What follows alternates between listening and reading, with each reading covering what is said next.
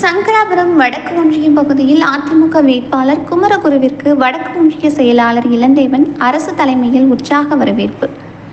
கள்ளக்குறிச்சி மாவட்டம் சங்கராபுரம் வடக்கு ஒன்றியத்திற்கு உட்பட்ட ரிஷிவந்தியம் தொகுதியில் கள்ளக்குறிச்சி நாடாளுமன்ற அதிமுக வேட்பாளர் குமரகுருவிற்கு வடக்கு ஒன்றிய செயலாளர் இளந்தேவன் அரசு தலைமையில் மூங்கில் துறைப்பட்டு, வடசிறுவள்ளூர், வடபொன்பரப்பை உள்ளிட்ட பல்வேறு கிராமங்களில் பட்டாசு வெடித்தும் ஆரத்தி எடுத்தும் உற்சாக வரவேற்பு அளித்தனர்.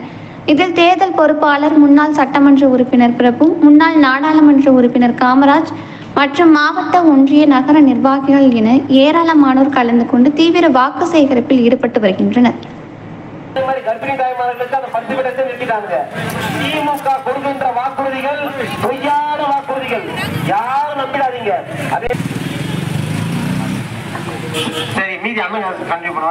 கள்ளக்குறிச்சி நாடாளுமன்ற வேட்பாளராக போடுகிற எனக்கு உங்கள் பொன்னான முத்தான வாக்குகளை கேப்டனுடைய ஏற்றிட்டாரு, 2 மடங்கு ஏற்றிட்டாரு இல்லையா?